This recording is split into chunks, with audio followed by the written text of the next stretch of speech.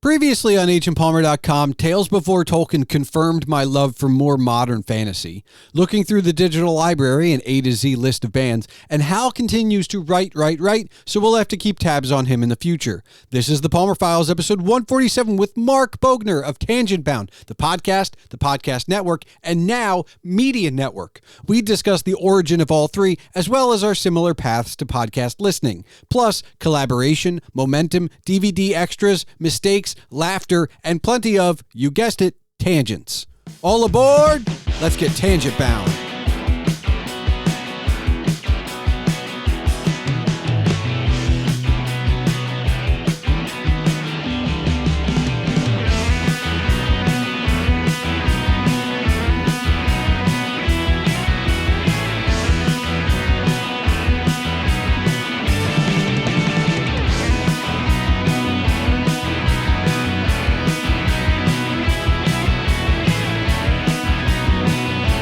Hello and welcome to the Palmer Files. I'm your host, Jason Stershik, also known as Agent Palmer, and on this 147th episode is Mark Bogner. He started the Tangent Bound podcast, which then became the Tangent Bound Podcast Network and is now the Tangent Bound Media Network.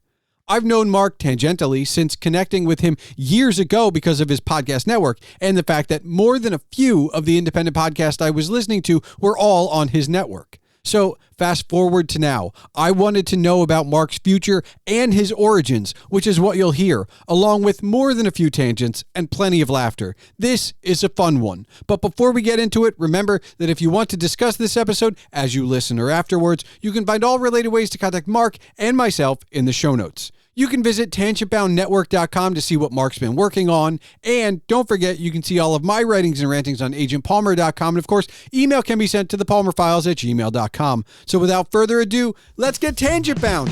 All aboard! Mark, I know you first and foremost as the proprietor, owner, the everything guy for the Tangent Bound Podcast Network, right? And which is now no longer just a podcast network, but correct. I think you might have been one of the first podcast networks I was ever aware of because the shows I was listening to at the time were on your network. Look, I'll be honest, when we're around the same age, when I grew up, I didn't think I would have a podcast. And I'm pretty sure you didn't grow up going like, I'm going to start a podcast network, but you did. And I just want to know what was why were you like, I think I want to do a network. I don't want to do a show. I want to go one step further because I'm that crazy. Well, to tell you that story, I've got to tell you another story. Okay. All right. I'm here for it. Okay, cool. So the inspiration started when I worked for this one company where I was a programmer for a handful of years at this company. And when I was programming and in the zone, I'd listen to audiobooks and stuff like that. So, okay, cool. Then I kind of ran out of audiobooks and I'm like, okay, what can I listen to? And a friend of mine suggested, hey, you should start listening to podcasts, especially this one here. This one, it's basically, it's an audiobook, but it's a podcast. Okay. And they throw out episodes, which are chapters every week. I'm like, okay, cool.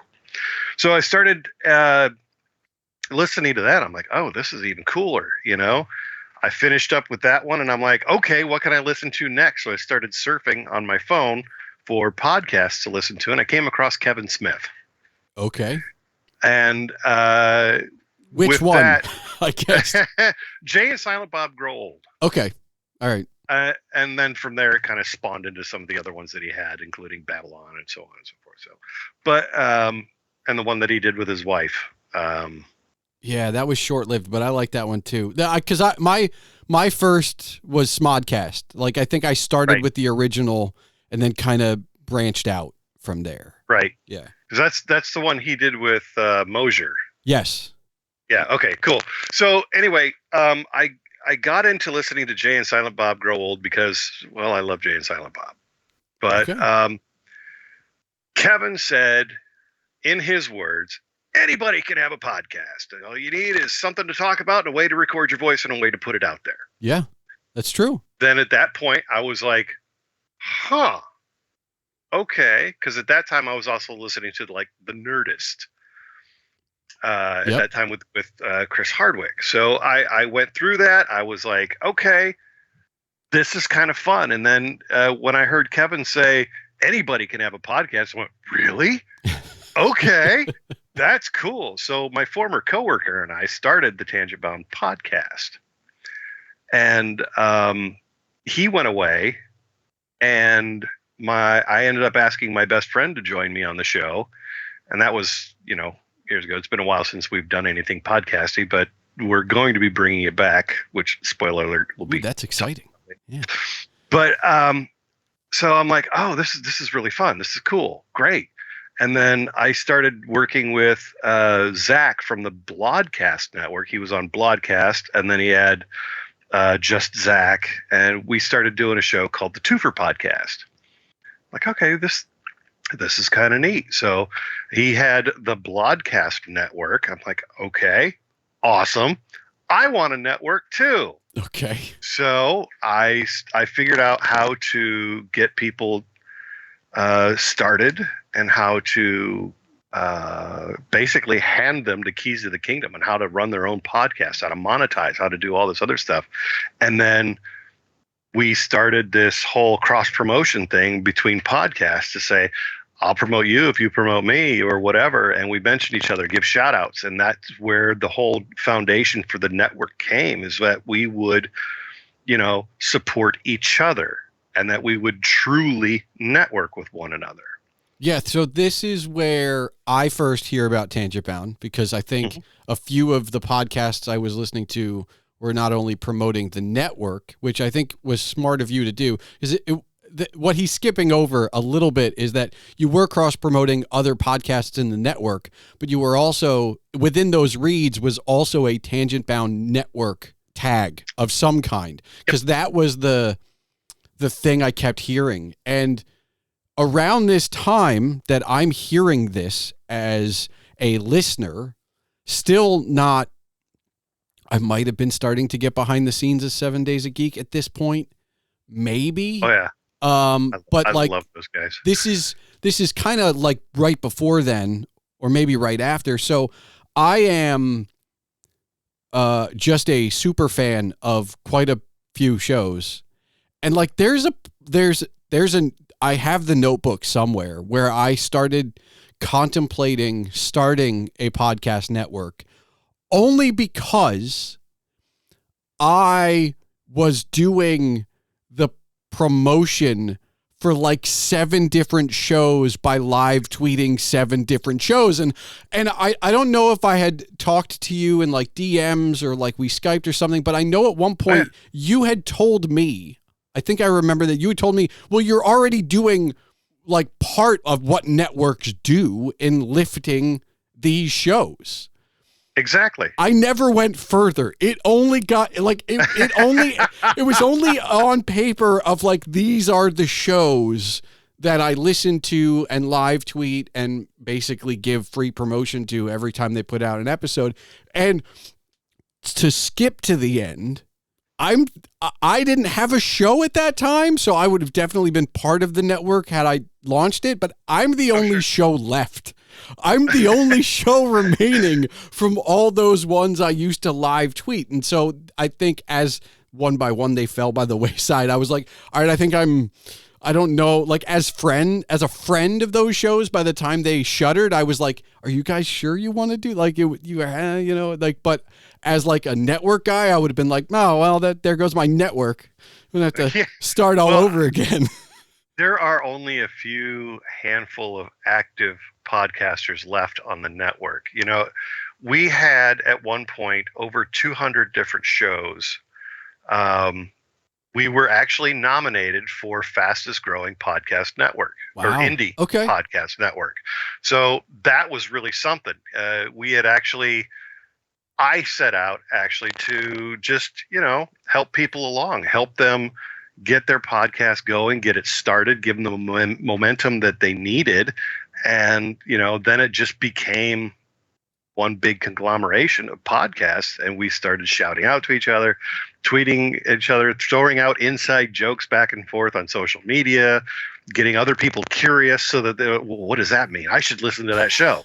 Yeah. And we would do that on purpose, especially with, like Dark Angels and Pretty Freaks. Yeah. I don't know if you listened to that one. Yes, I did. Yeah, Neil and Annalise were like, I think they were behind the scenes on a personal level.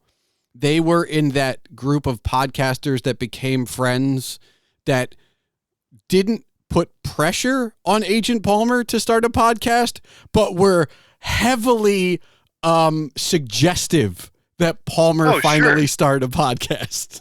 Right? So, and they're very convincing. You know what I mean? They are. I had them on my show. We did it on a Saturday morning. And we had a blast, and we threw out some inside jokes from some of their previous episodes and things like that. And we created our own just so that when we tweeted it to one another, other people would get intrigued. It was like, well, what is that? That sounds funny. What is that? Yeah. So they'd listen to the show or whatever. So that was just one of the miscellaneous ways that we could actually keep the network going and getting more audience base for most of these people. I did the same thing with Zach for Broadcast because we would go back and forth on Twitter a lot. And sometimes I would go back and forth with his girlfriend, his wife now, because she had her own show for a little while. Okay.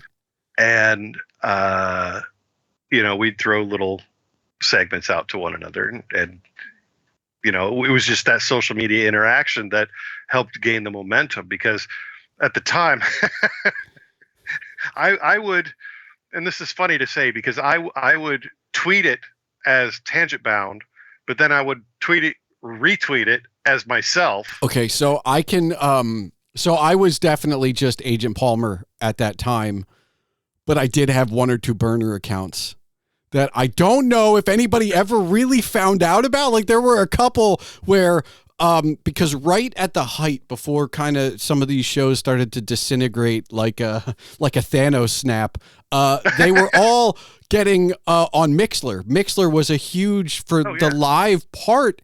And I had a burner account on Mixler that I wouldn't use often because it felt like a crutch almost, but like there were times when I wanted to stir something and I still have I created the Twitter account to go with it, the email account, like just so like it wasn't just me. And I think there's only one podcaster from that time that knew that like caught on that it was me. See, this is the best part because those who knew me and knew, to distinguish myself from the network, and that they knew, okay, you're Mark Bogner. Okay. That's you. But then a lot of people didn't make that correlation between Tangent Bound and Mark Bogner. So I would go back and forth with myself to help spark that interest. And then the people that did know me would chime in. It's like, wow, what a conversation you're having. Things like that. But it all works because if they get interested in a show, you have those tags and those cross promos, and it's that full on marketing rising tide because, at your height, not every one of the 200 shows is going to be for everyone, but like enough of them that like you might get one listener to be a listener of 5 of your shows. Right. And so, and that was the whole point. All right. So, but as we sit here in spring 2025, you are a media network, and as you've already said, you haven't done that much podcasting recently. I have to ask that this is obviously a shift, but was this the plan all along, or did this just kind of evolve? A little bit of both, actually. One of the things that I wanted to do for the network was I wanted to give podcasters a home elsewhere. And by a home, I mean this would be a whole social media of podcasters. So not only could they post about it here, they could host their files there and release their episodes there. And I was working on creating RSS feeds for people because, like I said before, I was a programmer for the longest time. And I actually, with the help of Zach from Blodcast, we created something called the Podsortium, or some people would say Podsortium. Okay. So this was one of those places where podcasters would be able to go and have a place to belong.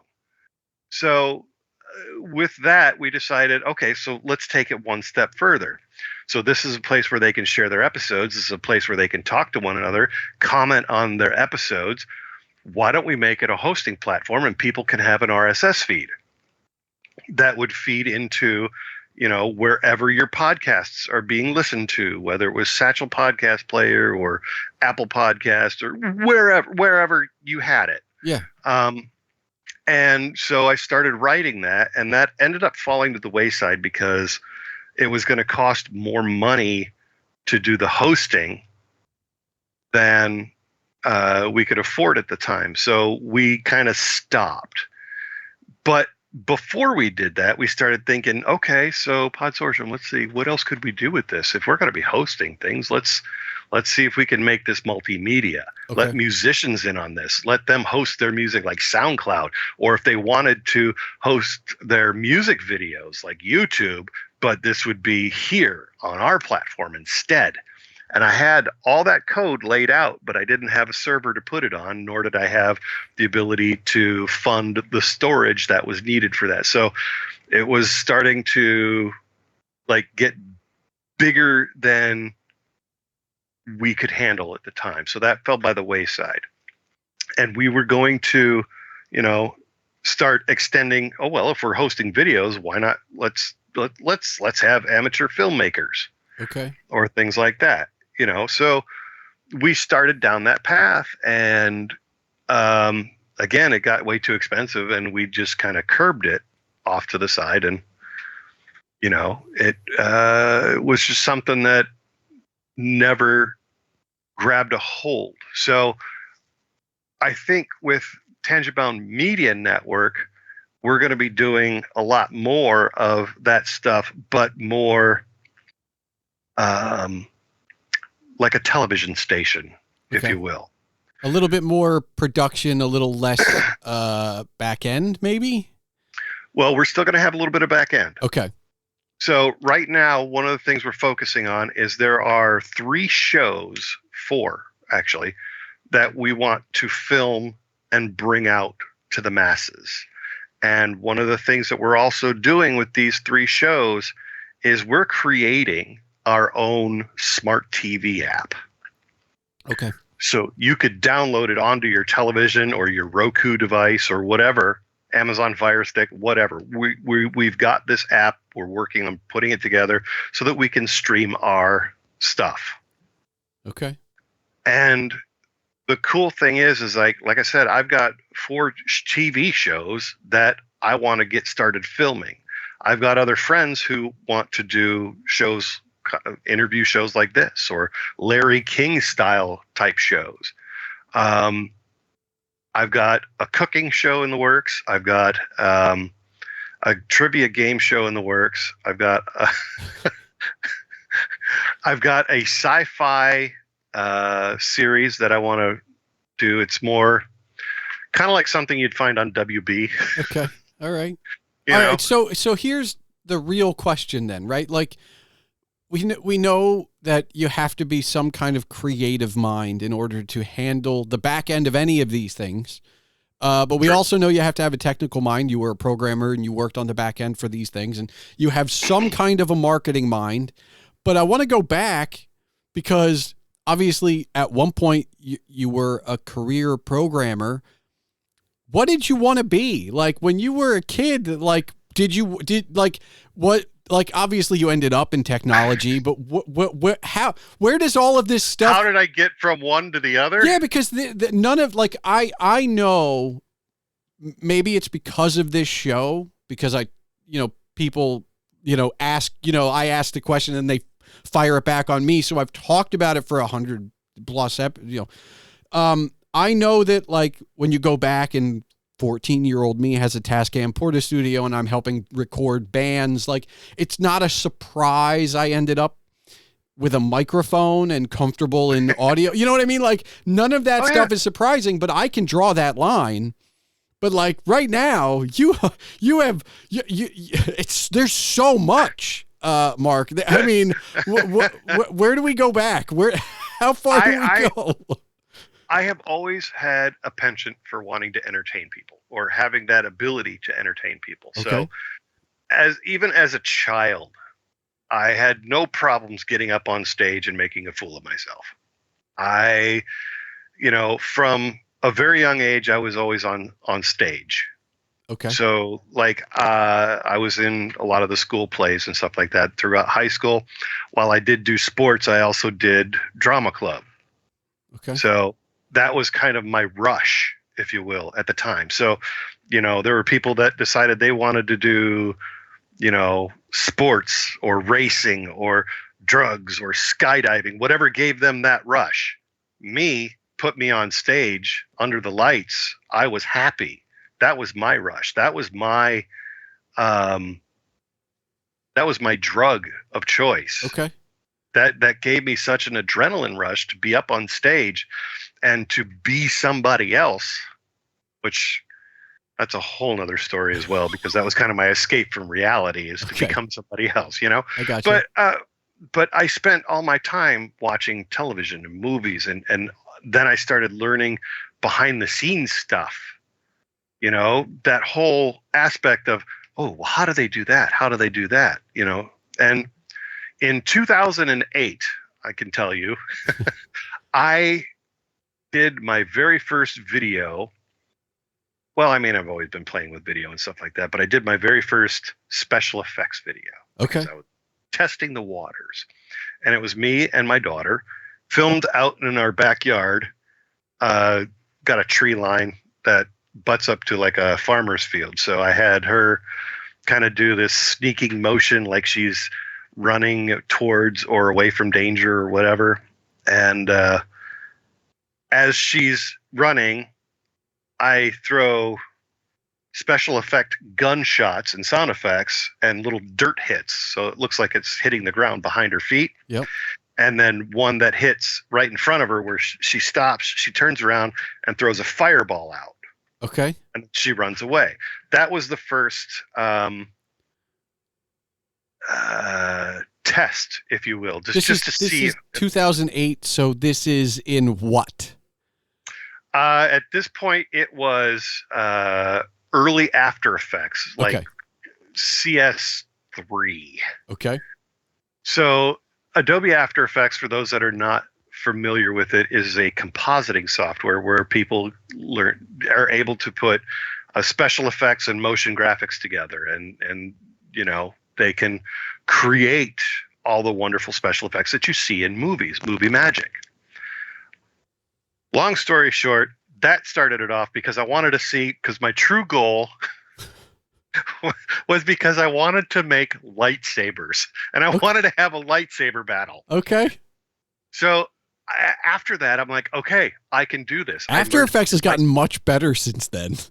It really has, and I still play with it. In fact, I don't know if you've followed my YouTube channel or anything. I've thrown little demo videos out of special effects things that I've been working on, just to see if I can do it, tests. And anyway, I'm like, all right, cool. I want to film a Star Wars fan film. Okay. Complete with lightsaber battles. So I did all the filming, and then I'm like, I got all these people who were like, oh, I want to be in it. I want to be a part of it. I want to do this. I'll help you edit. I'll help you do this. I'll help you do that. After filming, they all abandoned me. So I didn't get a chance to finish ever editing this fan film. Who wrote it? I did. Okay. So, all right. Was the writing there all along as well? Mm-hmm. I'm a very creative writer. In fact, I've self-published a few books. I've since took them off the market, and I'm looking to redo one of them and re-release it. But I've always had that knack for writing. And then one day on the internet, I looked up how to format a script. Okay. And I'm like, oh, this is easy. Let's have a little bit of fun with this, you know? So, you go to college? I've had some college. Okay. So you ended up in programming. Mhm. When you did some college, what was what were you majoring in? At first it was theater Okay. and production. All right. So that was the first time I went to school. But then I had to come home because I needed the money and everything like that. Long story short, there were now a lot of children involved. Okay. But no, I came home because I needed the money and everything like that. So the second time you go to school is for what? Business and a little bit of programming. Okay. And is that what sets you into the field of programming? Yeah. My friend got me looking at HTML, the wonderful basis for web pages, the basic building blocks. And I started looking at it. I'm like, okay, well, this is actually kind of neat. I can do this. This is fun. And then because I needed money, I needed a job. So I started taking other classes to expand my knowledge of programming and building sites and applications and things like that. So that one thing turned into another. And then I became a programmer for however many years since I think it was, and this is going to date me on how old I am. 1999 was when I started becoming a programmer. I mean, I started becoming a programmer 5 years later, probably with the same skill set, with like just starting with just HTML and going from there. Well, yeah, because after the HTML, I started looking at VB.net, and then, VB.net, that's awesome. Ooh, what is this? This is C#. Oh my gosh, I like C#. Holy crap. And then from C#, it was like, what is this PHP stuff? Oh, wow. What is, so I started going into into learning all of this stuff. And for the longest time, that was what I did, I was a programmer. Okay. So I want to say this. All right. I have this habit of helping people, whether they want it or not sometimes, but I have this habit of helping people. And I think that, you and I are similar in that we like to do things, for ourselves, but there's nothing quite like collaboration, which, if I'm being honest with myself, I am mostly helping people selfishly because I enjoy the collaboration. Oh, I get that. And I absolutely get that. And I have this fair. It used to be a lot worse. Okay. When we go back in this conversation to the 9 shows I was live tweeting, that's when I was probably stretched my most thin. Right. And I learned to say no since then.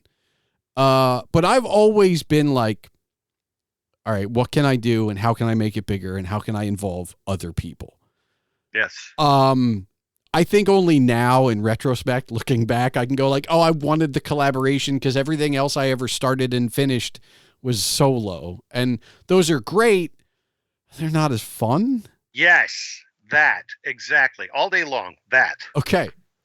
So, I mean, the stuff you're doing going forward with the media network, this is all in the name of fun and collaboration. I mean, you're hoping to make money too, but like, yes. I mean, if it breaks even and you have fun, like, it's right now the network is not anything that is self-sufficient. I still have my day job. I still have to have an income. This is just something, as with when it was just podcasting, it was a wonderful hobby, but now it's an actual legal entity in hopes of taking it into that monetization, that scale of things. So with that, I'm offering services to clients and things like that. Like one of the services I do that I found that was very fun when it was a podcast network was voiceover work. So like doing bumpers for people, their little ads for their shows, or, getting that gritty voice that says, "You're listening to Agent Palmer," That's just one of the things that I enjoy doing, to the point where now I offer it as a service to clients. Yeah. And I can make money on it. I've done an audio book for a friend, and that included different voices, things like that. I'm still in the process of editing it, but it's pretty cool. The fact there are solo episodes upcoming. Like they're planned, but like every solo episode I do takes exponentially longer than these episodes people are listening to right now. And it's because I don't know where you fall in this spectrum, because you and I are on the same wavelength a lot of the time. But I don't need it to be perfect, but I feel like I can always do better. And so okay, there's 4 good takes. It's time to move on. Like, and I think it's age that helps you go, all right, I've got 4, one of them will be fine. But like earlier on in this podcast, the earliest solo episode, it's like, all right, I'm just going to keep. It's hard to do a solo episode when, I used to make note cards for myself, things that I wanted to talk about when I did my first solo episode of the Tangent Bound podcast. I called it Into the Markness. So, I mean, I would go talk about things that are new in my life. And then, I'd make little notes and things stuff that I would want to talk about. But I would get halfway through my note cards and be like, oh, no, that screwed up. So I have to go back and do another take on that, and then try to splice that together with the other. And it just, it took longer, way longer, to your point. Yes. So yeah, I totally get it. All right. And I'm gonna pull the spotlight. So Mark has a fancy studio and he has fancy equipment, and that's not what he's using for this recording. And I'm assuming it doesn't sound I'm fairly good at post-production, so I don't know how good it sounds that I just outed you. I might have been able to fix that and nobody would know until now. But you know what? It is what it is. And if you're going to out me, you're going to out me, and I'm going to be okay with it, because look, first of all, I still don't know how it took me this long to invite you on. So my bad. So that's what you get. You get a headset. Okay. All right. That's fine. That's fine. I mean, I did want to ask though, like, when I remember, my gateway to podcasting was similar to yours. It was, Kevin Smith, it was Nerdist, it was Marin. It was at the time they were the bigger, shows. And then you kind of run out of those and go into finding your independence and your 7 Days of Geeks and your Dark Angels and Pretty Free, like that. I don't mind the big boys being the gateway. I feel like it's kind of like reading Lord of the Rings as like your gateway into fantasy. There's other fantasy out there, and if you like it enough, you'll figure out what else there is. So I want to know, like, what was it like that led you down to these other shows? Because I know I'm going to out myself here. Like, for me, I legitimately, I mean, the blog has endured for decades now, it feels like. And my tagline on the blog is "of all things geek." And sure. So after Nerdist, Smodcast, and Marin, I just typed in geek and nerd into the podcast app. I don't even remember which one I was using at the time. And that's how I got 7 Days of Geek and other shows. Okay, so I found mine through Twitter. of all things. Okay. So, like, I would be following different podcasts or whatever, and from that, other podcasters would find me, and we'd go back and forth, and it'd be like, "Oh, okay, well, this is your show. Oh, you're also following these people or this group of people," and like, I've met so many awesome people through podcasting. I mean, yourself included, because I love. One, yes, I've listened to you quite a few times. I'm actually so far behind right now, but on a lot of things, literally, because I haven't. Well, we can, if you want, we can dive into how hard it is to create and consume, right? Because I think people forget that in the act of creation, it's really hard to also have the attention to really consume something. Yeah, it's almost like you can call it what you want, but it's almost like in the podcaster's Bible, creation and then consumption. So you can go through this whole list of different stories, or in this case, it would be parables. Yeah. To the podcasting realm. So it's like trying to stay current with everything, as well as create your own stuff. Even when I was doing it every week, it was like a madhouse. It was I don't even know how to describe it. It could tell you the consuming part was more my time than anything.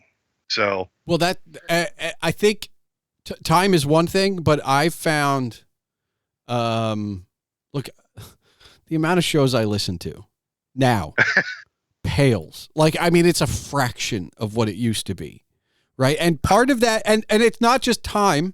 Part of that is attention span, right? Because I've revisited my love of music, which is something that I can actively listen to, but I can more easily passively listen to music than I can a podcast. And so it has replaced my listening habits have basically changed. Yeah. You like music? I couldn't tell. Well, that's looking at the stuff behind you. Not everybody. I mean, look, so this is I guess, yeah, this is the first podcast in the new studio. It should sound about the same, but like behind me are 3 bass amps, 3 bass guitars, and an acoustic. I don't know. Yeah, and I think in frame also are my amps, my amp stack, right? But that's different than listening, right? Well, I see your vinyl collection. Okay, all right, fine. I did. Oh man. Oh, this is what I get for calling him out with his headset. You know what? I'll tell you. Oh boy, it's fine. No, but at the height of my podcasting listening, if I listened to 10 minutes of music a week, I think that would have been a lot, because it was all those 7 shows or 8 shows or whatever it was at the height of it. At one point, I was listening to 21 different podcasts throughout a week. And completely different shows. But that doesn't also include the fact that if I caught a show that was in later seasons or later episodes, me going back and binging through those and the other ones just to catch up and get current. And this is why you and I kind of have that same wavelength thing. I did go back. Like some of the shows I found at 50, 75, or episode 100, I did go back. Oh, sure. And start from the beginning. Now, I don't do that anymore. But that's also again, it's the attention. I couldn't possibly even know where to begin now. Like I just wouldn't. Same. But I will say, if anybody listening to this has never completely listened to a podcast from like episode 0 or 1 through 75 for any show that's lasted that long. It's almost as transformative as reading like the best biographies, because the hosts change so much. Yeah, because they're at the beginning, they're just getting their feet wet. They're just kind of dangling them in the river.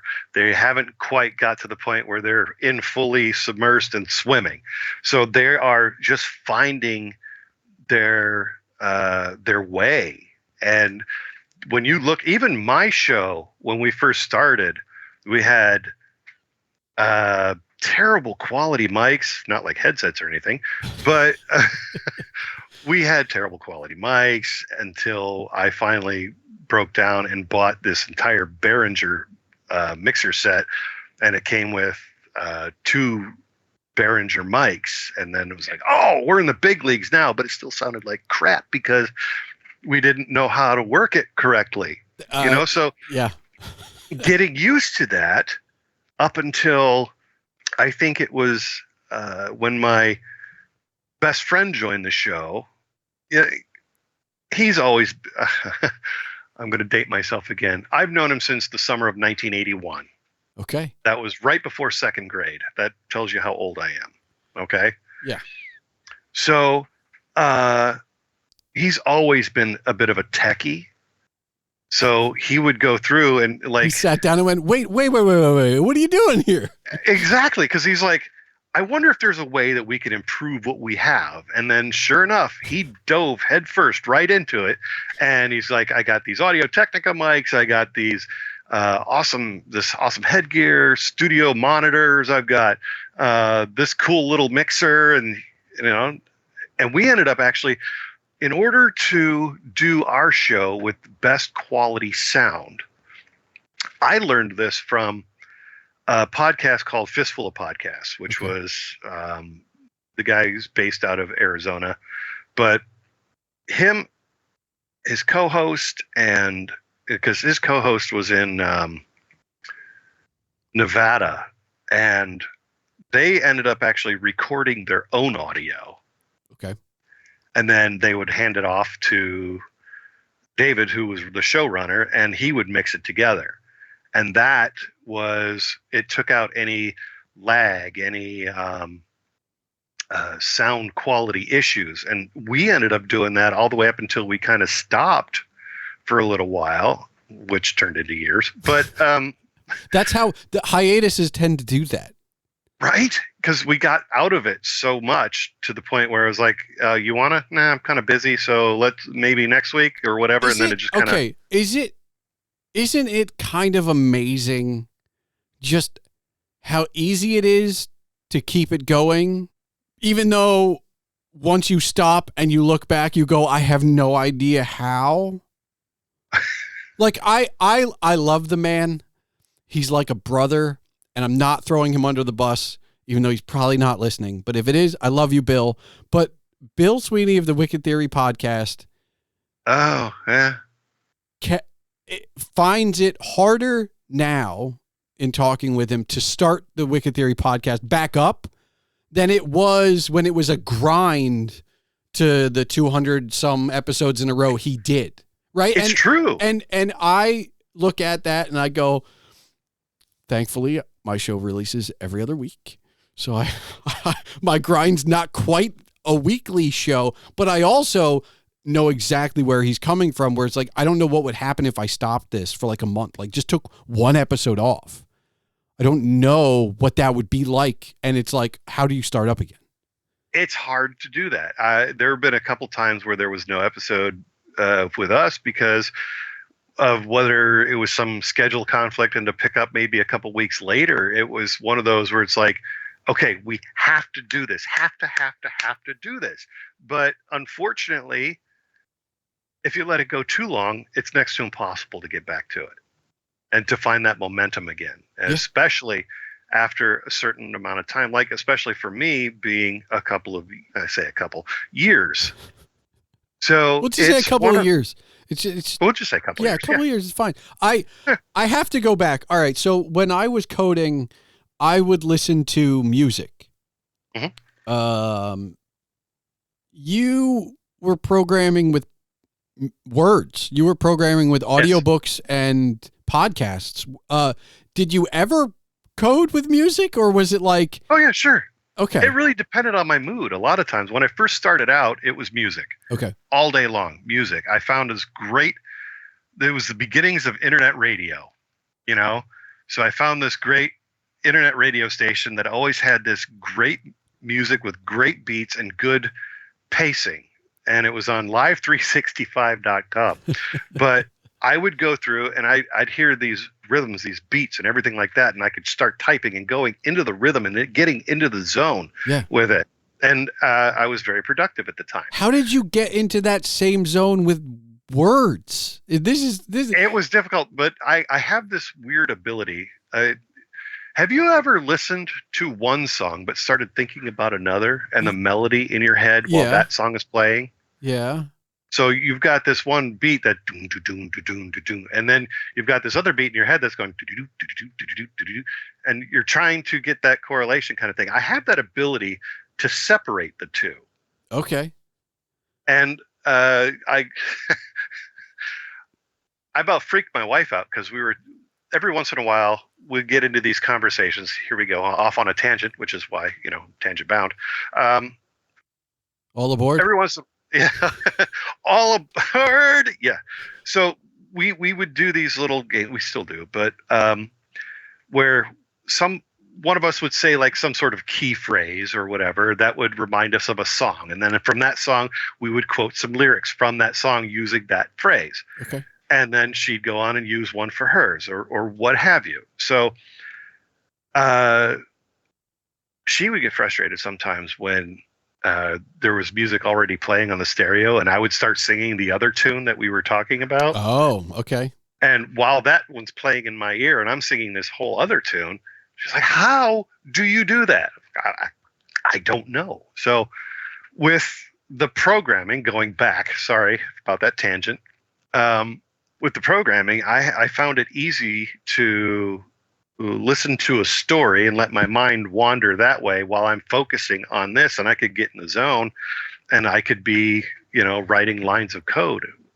At first it was difficult, but then I just kind of it's practice. I guess it's just kind of like everything else. Have you continued writing all along? The coding? No, writing. Oh, writing. Yeah. Absolutely. I've been writing scripts for the shows that I plan on releasing once we get the film schedules and everything together. Because I'm a legal entity, I'm also looking at hiring people like producers so that I can find funding for these projects to film them, because can't do it for nothing. Well, and I think you have ambitions that are beyond look, I know you can do a lot with a phone, but you have ambitions beyond that. And I think that's good. I think, we want more.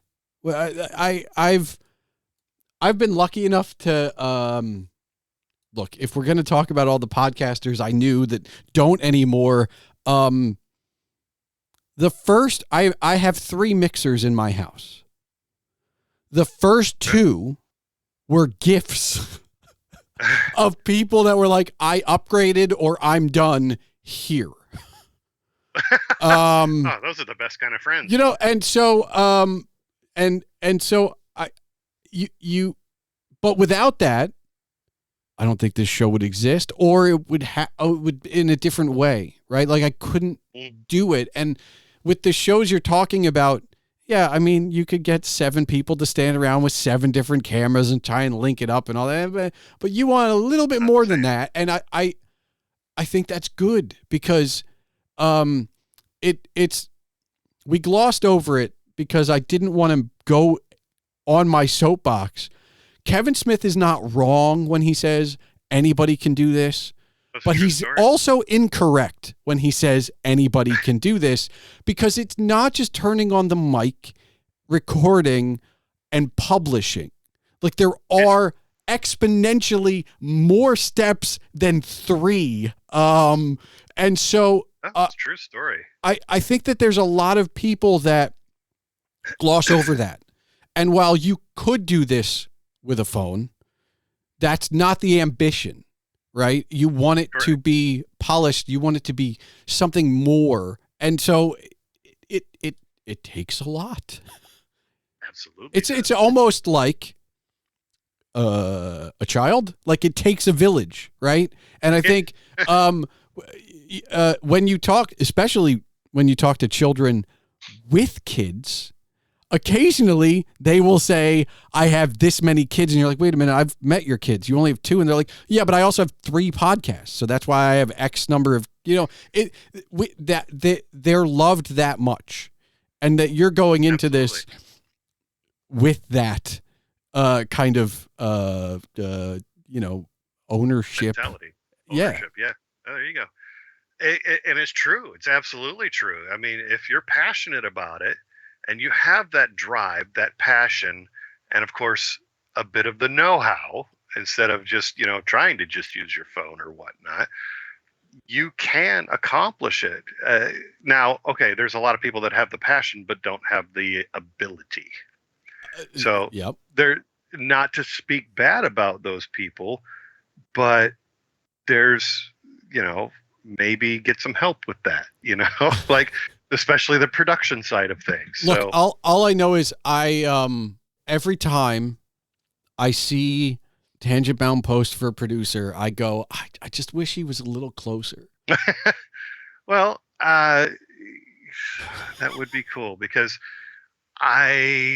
with that, I mean, there's so much that actually goes into producer, and we're actually taking it to a whole different level with the producers that we're trying to hire, because normally producers, aside from finding funding and scheduling for production time, they're also to be on set with sometimes, helping to push a show in a specific direction.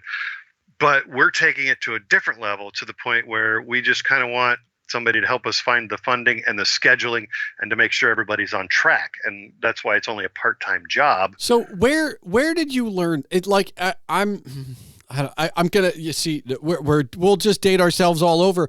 I learned about producers and production from DVD extras, right? Like, that's yes. Okay. So I didn't.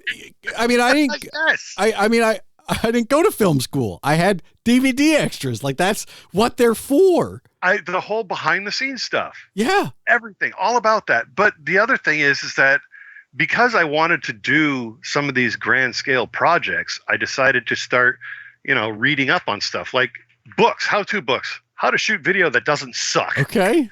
Filmmaking stuff, how to make, market, and sell your movie without a middleman. Shooting movies, a student filmmaker's guide.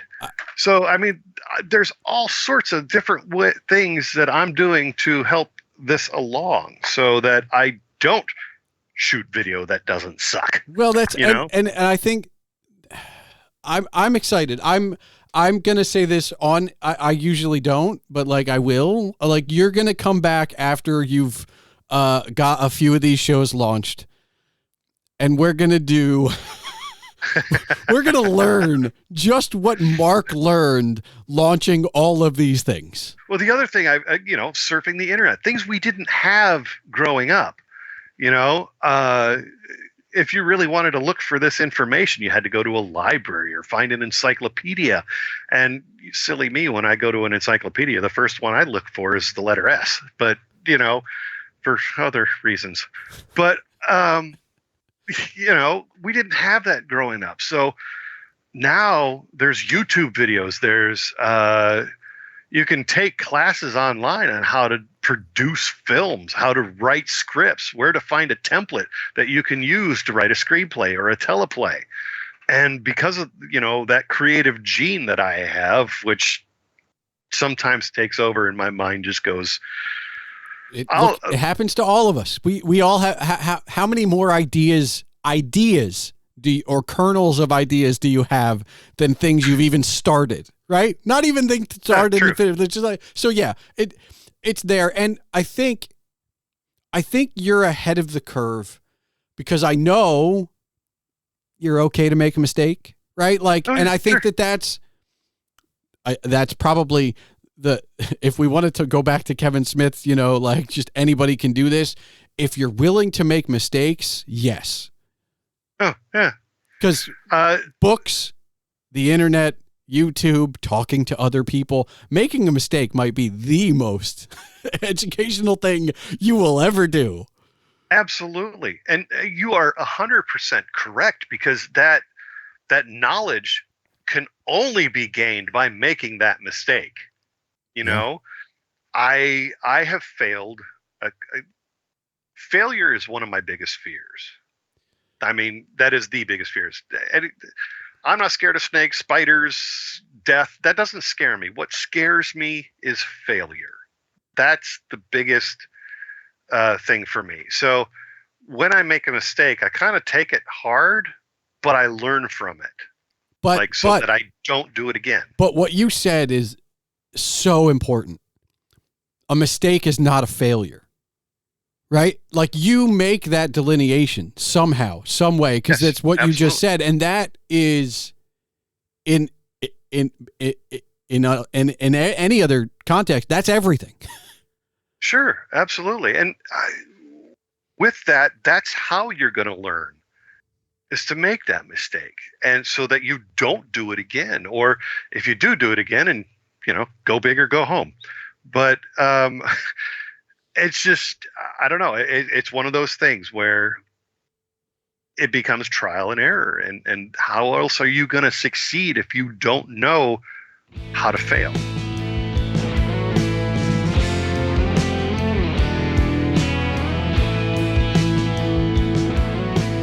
Mark and I are unique.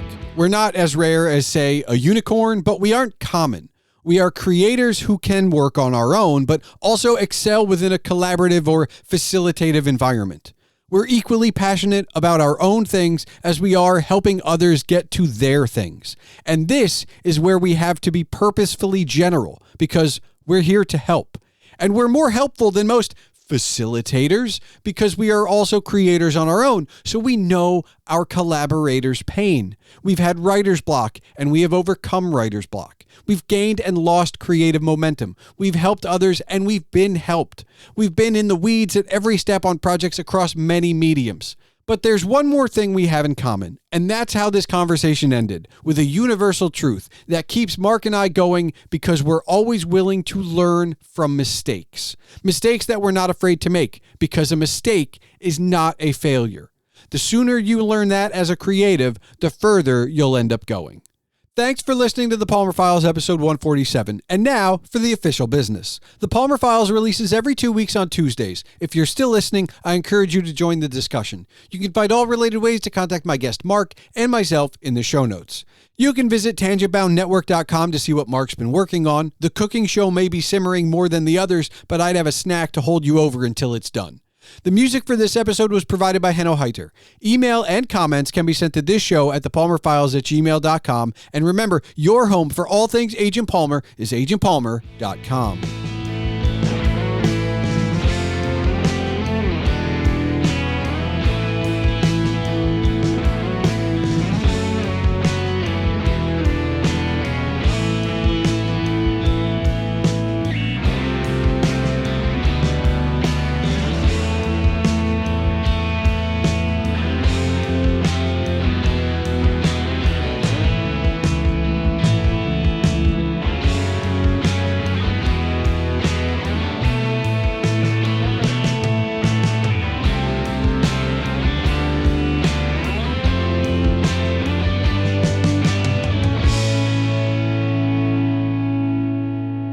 Okay, Mark, do you have one final question for me? Yes, I do.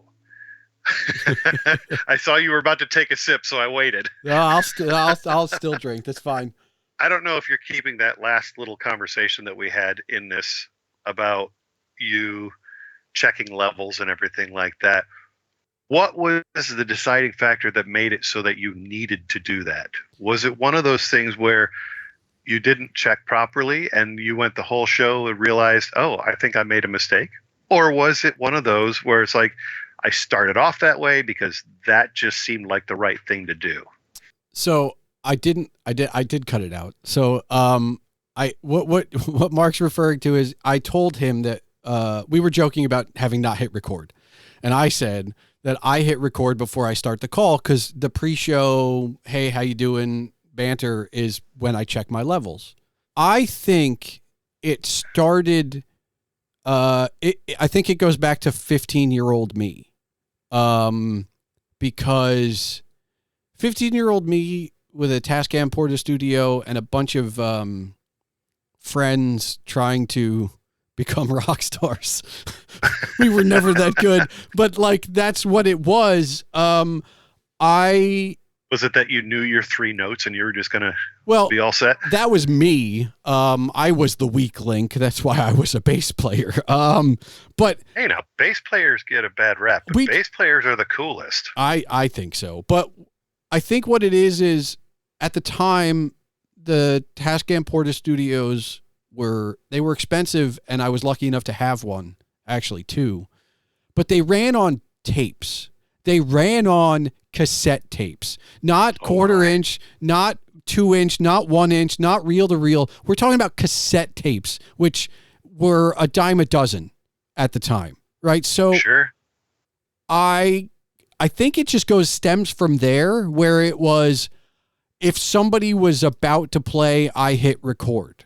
Now, unless we were with the history lesson, 4 tracks for the tiny Porta Studio, 8 tracks for the large Porta Studio, but you could record over stuff and move and mix everything down from tracks 1 through 8 down to 1, and then keep recording more. But if you were just recording like the first initial, you could just hit record. Sure. And so I think it was hanging out with the equipment set up, but not recording. And people were like, did you get that? That I always erred on the side of, we can just go buy another $1 pack of 3 90-minute tapes, right? Like they're a dime a dozen. They're cheap. It's fine. And I think it goes to that where like, I'd rather have 30 minutes of just us shooting the shit or nothing, and then 30 seconds of this riff somebody only nailed once and has, as opposed to just being like, I'm sorry. Mark, can you do that again? Nobody was recording. And I think it's that. I think it goes back that far. I think had it been reel to reel, had it not been a cheap, a cassette tape or whatever, maybe I would have learned my lesson a different way by not recording. But it really goes back to like, I'd rather have it on. I'll go one step further. I also record a good portion of after show conversations, which, I would ask permission, and I have a contact information for every one of my guests, but I have because I had started this project in terms of like, what do I have in those after shows that's worthwhile? So I started building as we record, I just released One Final Question, Volume 5, I think it is, right? Because I work ahead. And that is a collection of these One Final Questions. And so I was like, well, I can just do like 5, or like I can add 3 of these after credits, after like these post episode things that I've got recorded because they're fun. Sometimes it's a really cool story we just didn't get time to or didn't, forgot about. I have a 6-hour rough draft, which is probably going to could be cut into 6 1-hour episodes, right? Like give or take, sure. Probably 7, depending on how the cuts are. I don't know that I'll ever get back to it. Like I would like to, and there's all that stuff, but it's just like, I'm always recording. I feel like there's, we're if I can use it, I can use it. It's great. It's great. But like, I always record, and I don't know. It seemed like maybe all that time producing other shows from afar and having people go like, hey, Mark, can you talk? I need to check your level. When I can just be recording and be like, hey, how you doing? And then when you tell me about your day, which I'm genuinely interested in because I like to know the framework of my guests before I get going, I can check the level and go, all right, it sounds, he's good. Like I can hear it. I see it. We're good to go. Nice. I've been doing this for decades, man. It's a shame it's an audio podcast because they can't see the hand motions. That's fine. It's fine. Well, we'll make sure. We'll make sure to reiterate. Really, maybe I'll add reverb to you for that. There you go. Dark Urge.